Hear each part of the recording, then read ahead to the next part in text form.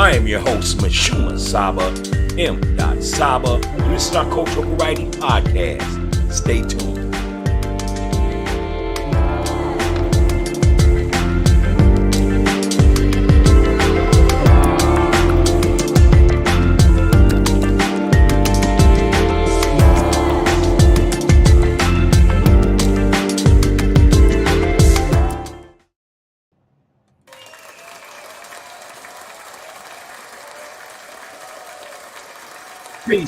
Peace, and welcome to Coffee Talk Podcast. This is the Cultural Variety Podcast show, and I am your host, MISHUMA SABA, M.SABA, and this is our Cultural Variety Podcast show. How you all doing today? All right. It's December 28th. It's almost the end of the year. And we're getting ready to go into 2023. So what's up with 2023? What are you all looking forward to in the coming year? What are some of your short-term goals? What are some of your long-term goals? Tonight on Coffee Talk Podcast, as you know, this is Wednesday. This is Wednesday night sports edition. And tonight we're going to be talking about the 1992 U.S. Olympic men's basketball team. They featured an all-star NBA team with one collegiate player. And so that's what we're going to talk about tonight. We're going to go ahead and try to unravel and reflect and discuss that 1992 team. I have some questions. So hopefully, and I don't like to use the word hope, but, I got a broad audience. Perhaps we should say. I would love to hear your comments on 1992. How old were you back in 1992, first of all? The reason why I asked that is because, a lot of people want to give their thoughts on it. And that's great that they give their thoughts on the 1992 Olympics. But I want to feel your reflection when you talk about the team. So if you was only 10 years old, or 13 years old or 11 years old back in 1992, that doesn't cut it for me. I need someone that was around my age or older that really understood basketball, as well as that time period in 1992 when the United States Olympic team decided they would go ahead and present a team for the first time of all NBA players and one collegiate athlete. So that's what we're going to talk about tonight. But if this is your first time tuning into the show, I just like to say welcome to the show, Coffee Talk Podcast. We are your cultural variety podcast show. And we never start a show without giving it its flavor and its wise words. So for tonight's flavor is Nicaragua. I always mess that word up. Nicaragua coffee. That's right. Nicaragua coffee is the flavor tonight. Why? Because of the smooth medium taste with the sweet caramel flavor. That's right. The flavors and the aromas make for a balanced taste that's real smooth on a nice winter night like tonight. So again, tonight's flavor is Nicaragua coffee. I nailed it that time. Nicaragua coffee, right?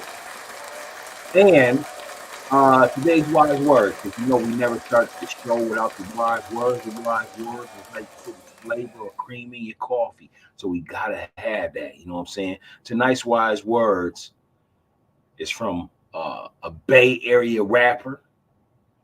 This brother stated that when he was first starting out in hip hop, how he would sell his tapes.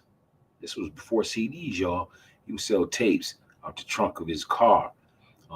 That's how destined he wanted to make money, as well as he wanted to rap for all the drug dealers he looked up to during that time. And he was also trying to get on, with his first record. Tonight, we're not going to discuss what the first record is. Y'all may know it. But this guy is from Oakland legend. And it's no other than Too Short. And Too Short's wise words is this: you can take back all the things you gave, but you can't take back the days you live. Life is to some people who've been on the earth living every single day for what it's worth. I live just how I please. Satisfy one person I know, and that's me. These are the words of Too Short, and we're going to say it one more time.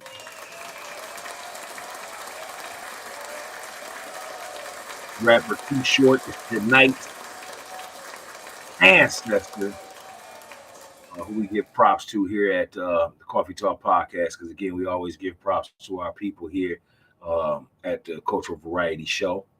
But tonight's wise words again is from Too Short, and his wise words are: you can take back all the things you give, but you can't take back the days you live. Life is to some people who've been on earth living every single day for what it's worth.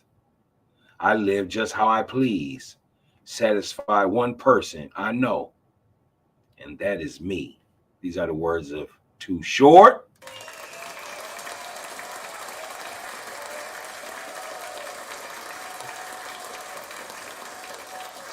How you all doing today? Again, we're going to be talking about the 1992 Olympic team, as you can see in the upper right corner. Go ahead. Can you name 5 players off that team without saying Magic Johnson, Larry Bird, and Michael Jordan? Go ahead and name 5 players off that 1992 Olympic team. Go ahead and leave it in the comment section.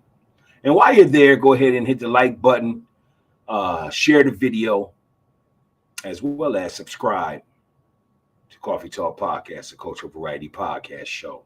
All right, let's go ahead and dive in. So it was a team of Christian Laettner,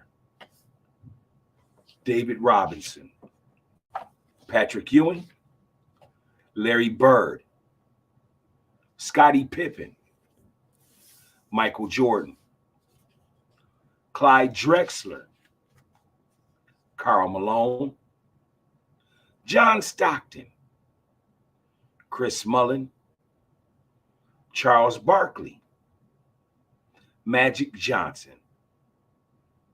And they were coached by the Detroit Pistons, back-to-back Detroit Pistons, who used to beat up on the Chicago Bulls.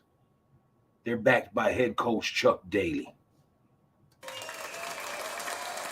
Chuck Daly and Pat Riley look like the good cutter. How they dress, they look like John Gotti. But they was awesome, great coaches. Rest in peace, I should say, to Chuck Daly. And also pay our respects to the GM and great coach in the 80s, Pat Riley. All right. So this Olympic team, like I said, had those stars. It was the first time they ever got a team together with that many players, and also a collegiate player at the time. We're going to go ahead and talk about several different incidents that led up to assembling this team, and also their role onto the gold medal game and how they defeated Croatia. So let's go ahead and talk about that. First thing I want to talk about regarding this Olympic team was your boy, Isaiah Thomas. Zeke is what we like to call him. Isaiah Thomas was left off that team. And many speculate that it was because, Michael Jordan didn't want to play with Isaiah. It's been, 34 years, 33, 34 years since then. And I remember vividly that Jordan never came out and actually said he didn't want to play if Isaiah was playing. Maybe behind the scenes. You have to ask him that. If you ever watched the Dream Team special, Scottie Pippen kind of gave a hint on it. But Isaiah was left off the team. Many believe that Isaiah should have made the team. As I look back at this team and its point guards, Magic Johnson and John Stockton, everybody else was wing players and bigs. They could have used the Isaiah Thomas, especially at that time. Isaiah Thomas was gritty, great leader, could take over a ball game, and did play some good defense. Not bad defense. But he was left off the team. Do y'all think that Isaiah should have been left off the team? Part of the reasons why Isaiah was left off the team, I want to say it was 1989 when they lost to the Chicago Bulls. And Isaiah Thomas walked off the basketball court in the Detroit Palace Arena, and they did not shake none of the Chicago Bulls' hands. They was poor sportsmen. And this is not alleged. You can actually look it up. But Isaiah, being the poor sportsman that he was in that moment, cost him to be on the Olympic team. Go ahead and let me know what your thoughts are. Do you believe he deserved to be on the team? Do you believe he got what he deserved? Go ahead and leave a comment. This is Coffee Talk Podcast, the Cultural Variety Podcast Show. All right, we're going to move right along to the next topic of this 1992 Olympic team. The 6'9" point guard, Magic Johnson. That's right, 6'9" point guard, Magic Johnson. Averaged 13 points a game during these Olympics. Magic was running the point. He was the leader. He's the one that, as captain, assembled the rest of the players. And what's your thoughts on a 6'9" point guard like Magic Johnson? We all know his history. You know, he won the NCAA basketball championship in college, defeating Larry Bird in Indiana State in 1979. We've never seen a 6'9" point guard as thick and big as Magic Johnson during that time period. And yes, we've had since then 6'9" guards. You know, we've had Penny Hardaway, Anthony Penny Hardaway, who many thought was the second coming of Magic Johnson. So we had a guy like that. We also had 6'11" guard forward with handles out of New York City, and that was Lamar. And Lamar Odom, by the way, coming out of New York City. But between him and Penny Hardaway, those are the only guys that can resemble in length the style of a Magic Johnson. Penny Hardaway was more explosive, more lean, more athletic. But neither of those guys had that take over a game, dog in them like Magic Johnson did. I was talking to some friends as I was getting ready to put this show together this past week. And, you know, Magic Johnson, he hit that jumper whenever he really needed it. But it was an ugly shot of his. And he didn't really rely on it as much because he was always running. He was always running. He was always getting to the rack. He was always completing a layup or dishing that ball for a dime. It was very hard to keep a 6'9" point guard out of the paint like that. Look at the league right now. They just said last night, Luka went for 60 points and 20 rebounds and some odd assists. Luka Doncic, and he's another 6'9", 6'10" guard. Unbelievable. Let's go ahead and move right along, shall we? Go ahead and leave a comment of the very first time you saw Magic Johnson play. What was your thoughts of his game? You know, Magic Johnson won one of his 5 NBA championship rings as a rookie, filling in for Kareem Abdul-Jabbar. And in that rookie championship game, Magic Johnson had to go play center as a rookie. And he did well, putting up 42 points that night to win the championship, a year removed after winning the championship against Indiana State and Larry Bird in the NCAA championship. We all know Magic's a winner. Go ahead and tell me your thoughts on Magic Johnson being that first 6'9" point guard. Should we say he's the first 6'9" point guard? I'm not sure. Check Oscar Roberts. I do think that Oscar Roberts was like 6'6", though. Triple threat point guard. But let me know. We're going to go ahead and move right along. We're going to talk about Michael Jordan on that 1992 Olympic team. And those shoes right there. Do you see those shoes in the upper right corner? Those are the Olympic Jordans that Jordan wore in 1992. I used to want a pair, man. The very first time I seen that pair was with your boy Dwayne Wade on a show called, not Dwayne Wade, the basketball player.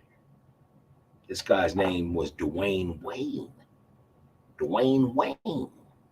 And he was from a college called Hillman.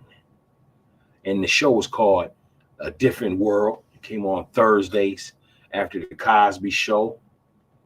It was another play off the Cosby Show for Cosby's daughter, Denise, as she went off to college at Hillman, and her friends that she met along the way.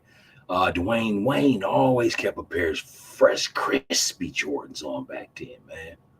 And, if the brother didn't have no stock in Jordan, Jordan should give him a tiny little piece of something, because him wearing those Jordans on that shoe, man, maybe it really made us want to rush out there and get Jordans back then. Jordans are popular today with the kids and the resellers, of course, but they also started back in the 90s. You know what I mean? And your fathers, we all had them. You know what I'm saying? What is the price tag on those Jordans today? Go ahead and leave a comment on how much you would be willing to spend and how much is the actual price on those 1992 Olympic Michael Jordans tennis shoes. Go ahead and leave it in the comment section. While you're there, go ahead and hit the like button. Share our podcast for tonight. And also make sure that you subscribe to Coffee Talk Podcast, the Cultural Variety Podcast Show. All right, so we're going to move right along. One of the things that bothered me about this 1992 Olympic basketball team is that their opening game 1 of Group A in the Olympics, they took on a team from Angola. And they went ahead and beat that team 116-48. That's right, 116-48. But in that game, Charles Barkley decided he would go ahead and elbow 24-year-old Angolan Herlander Cumbre. Herlander Cumbre. Now, as Charles Barkley allegedly stated that he was elbowed 3 times, and that's what made him react to Herlander Cumbre. However, many people believe that was false. Many people believe that Herlander Cumbre was not elbowing Charles Barkley, and that Charles Barkley was just out there taking a bully approach. Either way, it didn't sit well with the nation, the sports fans across the nation, and it also didn't sit well with the players on his team. Magic Johnson, in the Dream Team documentary, states that he had to tell Charles Barkley, look, Charles, whatever you do out there on the floor, that also reflects us as well. Another coach said that Charles Barkley was full of shit with his excuses.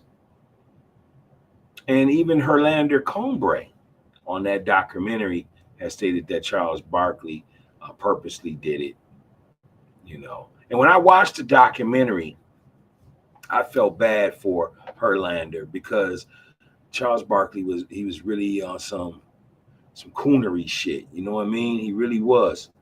It was like you didn't have to do that. You guys are already dominating the game. Again, the final score was 116-48. And you know, you don't do that to your own people, man, Barkley. That's really what I say about it.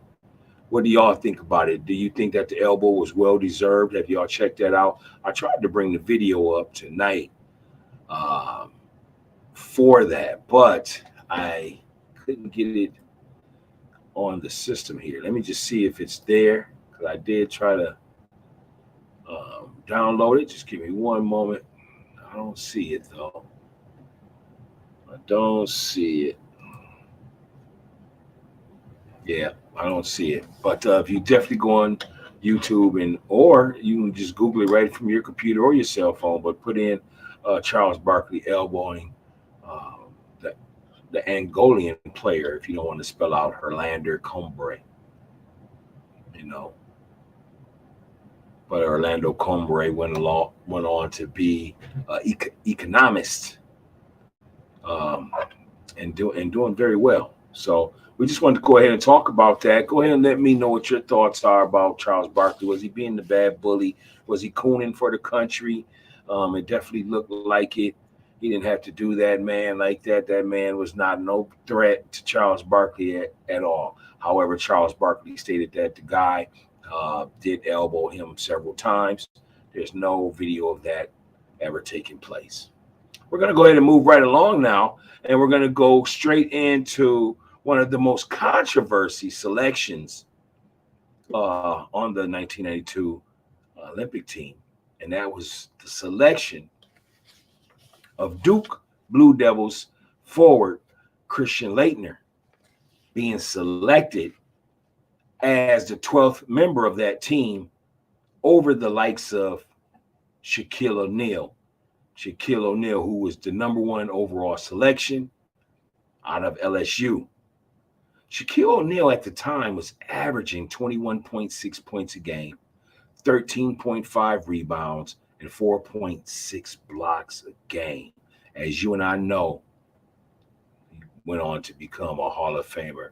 Not only that, but is the most dominant, physically dominant player at the center position. Now, again, that could be opinionated.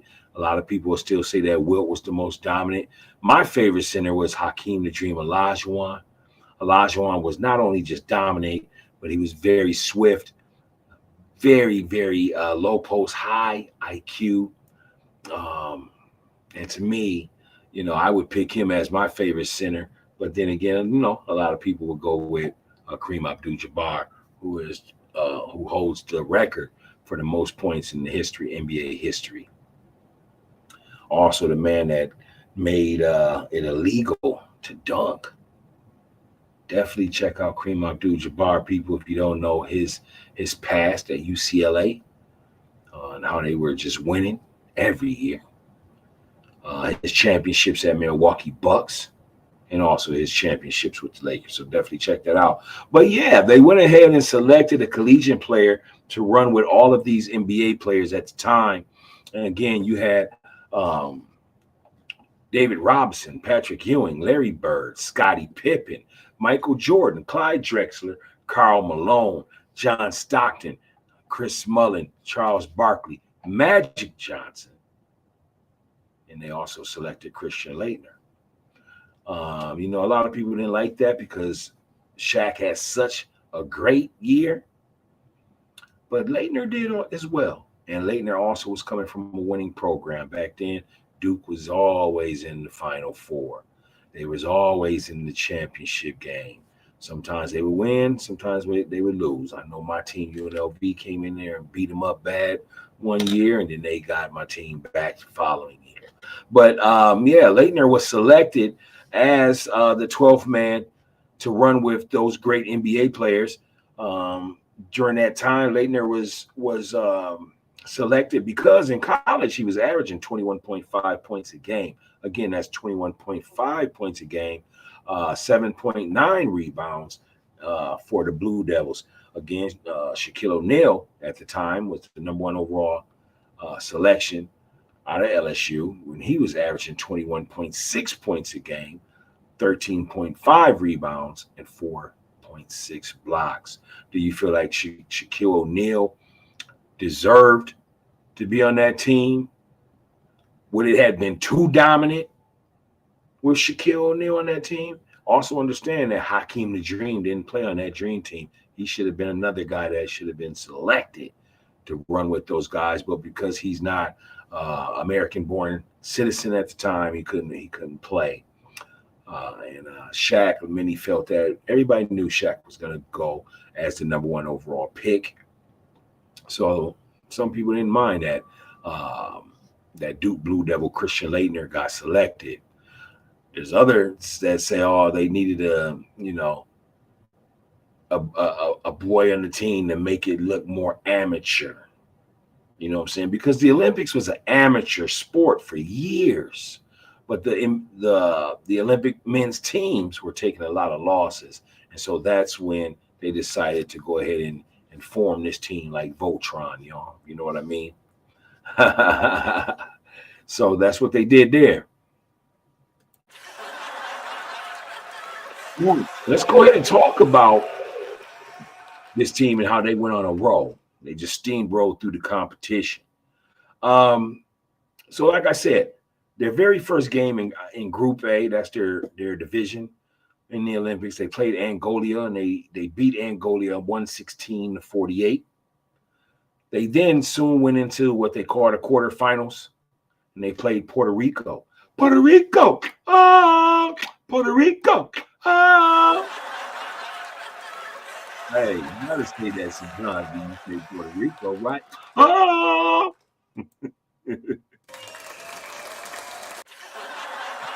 Well, yeah, they went ahead and beat up Puerto Rico in the quarterfinals, 115-77. Then they advanced to semifinals where they took on Lithuania, and they beat that team 127-76. And then they went to the gold medal game where they dominated Croatia and Tony Kukoc, 117-85. Your leading scorers for that 1992 team was Charles Barkley. He averaged actually 18 points a game. You know, because of the media was getting on Charles Barkley for the way he acted by throwing that elbow at Orlando Combre, made Charles Barkley want to go ahead and focus and make sure that he wasn't going to be the rotten apple of the team. So he went ahead and just dominated on the boards and put up points. And he averaged 18 points a game in that 1992 Olympics. Your leading rebounder on that team was Karl Malone with 5.3 rebounds. And your assist leader on that team, believe it or not, let me ask you who you think it would be. The assist leader on a team that consists of John Stockton, Magic Johnson, Chris Mullin, Charles Barkley, Karl Malone, Clyde Drexler, Michael Jordan, Scottie Pippen, Larry Bird, Patrick Ewing, David Robinson, and Christian Laettner. Who do you think was the assist leader for the 1992 Dream Team? Go ahead and leave it in the comments. We'll go ahead and wait for that. We definitely want to hear who you think was the leading assist leader. I'm going to give you all about 1 minute to go ahead and drop that answer in the comment section. So go ahead and let me know.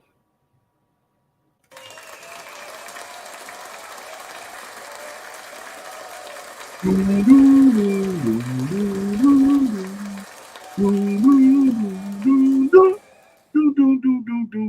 don't own the theme or the hums to that theme music or to that TV show. But hey, go ahead and leave a comment who you think the top assist leader was for that 1992 Olympic team. I'll go ahead and give you a hint now that 2 minutes done passed. But the assist leader for that 1992 Olympic Dream Team was Scottie Pippen. And he led all players with 5.9 assists. So give it up for your boy, number 33 for the Chicago Bulls, Scottie Pippen. Scotty, I don't like that you and Mike's falling out, man. Y'all need to fix that shit. For real, you know. But that is the tail end of our show for tonight. Again, this is the 1992 U.S. Olympic team, the Dream Team, the first team to ever assemble a united team such as that with 11 NBA players and one collegiate player, and they dominated. Here's one of the questions I do want to leave you with. Were we, the fans, more caught up in the hype of the fact that we were seeing all those stars on one team outside of an all-star game? I mean, think about it. We got to see all those big names play together for the first time. Is that what they're known for? Because one of the things I do want to say that may be controversial tonight is I don't think they played against nobody. I don't feel they were challenged.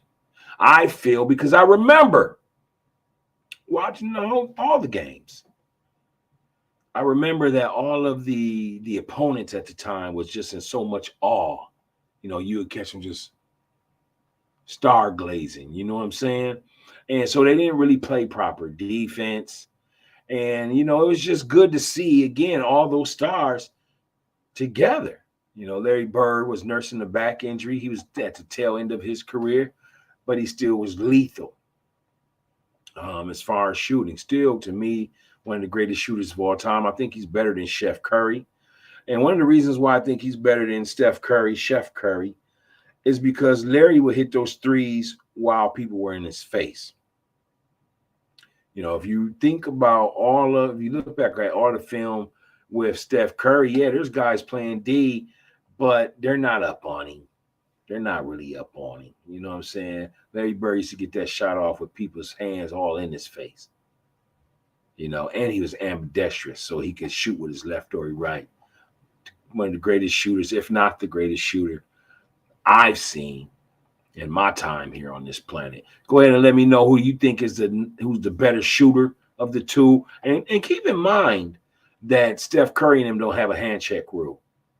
What is a hand check rule? Well, you can just put that elbow, that arm on a person's hip and then ride them. You know what I'm saying? It would make it where it wasn't so easy to be able to maneuver and get away. You know what I'm saying? So that's how it was, or that's how it is currently.